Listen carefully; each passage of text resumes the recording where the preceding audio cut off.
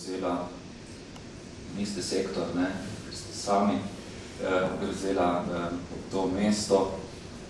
Pričakovanja tako nas, organizatorjev, tudi mladih so velika in upam, da boste vse to zmogli. Naša tradicija dela z otroki in mladimi, tukaj med nami vsemi. Letos namreč obeležujemo 55. obletnico delovanja. Zdaj, kot mladinska organizacija formalno... To, da nekateri v Mariboru, kako sem razumel,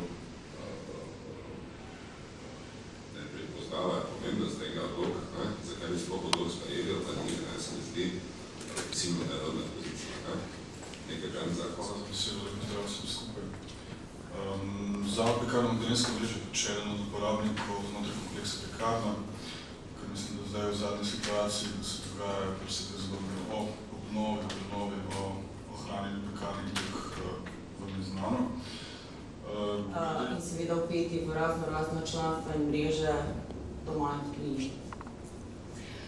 Drugače bi pa rekla, kar nam je vse znano, da Valda kot nevladna organizacija se srečujemo z finančnimi in kadrovskimi težavami vsa leta, vendar se mi zdi, da zdaj odlok v mladini, ki bo nekako celostno in sistematično, upam, da rešil to naše področje, lokalni program za mlade, da upam, da bomo čez kakšno leto, dve.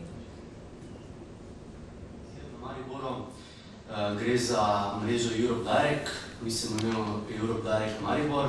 In sicer ta mreža je ena izmed osrednjih orodij Evropske komisije, ki nudimo informacije lokalnemu prebivalstvu o politikah Evropske unije, praktične informacije, kako potovati v tujino in različne zadeve.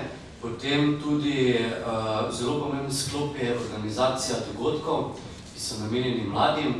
Zdaj, kako smo tudi zasledili posebej ta teden in prejšnji